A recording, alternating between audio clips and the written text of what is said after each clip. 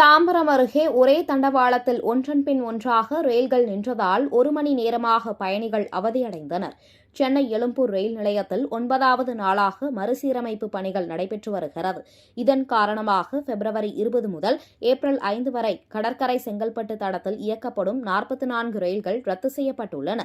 பணிகள் தீவிரமடைந்ததால் பிப்ரவரி 24 முதல் கூடுதலாக 49 ரயில்கள் ரத்து செய்யப்பட்டு தற்பொழுது நாளொன்றுக்கு மொத்தம் 85 முதல் 90 ரயில்கள் வரை ரத்து செய்யப்பட்டுள்ளன. வழக்கமாக இயக்கப்படும் 208 ரயில்கள் தற்பொழுது 115ஆக குறைக்கப்பட்டுள்ளது.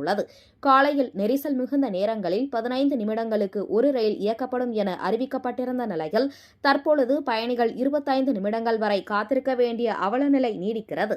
இந்த நிலையில் தாம்பரம் அடுத்த பெருங்களத்தூரில் செங்கல்பட்டில் இருந்து கடற்கரை நோக்கி வந்த ரயில்கள் சிக்னல் காரணமாக ஒன்றின் பின் ஒன்றாக ஒரே தண்டவாளத்தில் நின்றதால் வேலைக்கு செல்பவர்கள், பள்ளி கல்லூரிக்கு செல்லும் மாணவர்கள் சுமார் 1 மணி நேரம் காத்திருக்கும் சூழல் ஏற்பட்டுள்ளதால் அவதியடைந்தனர்.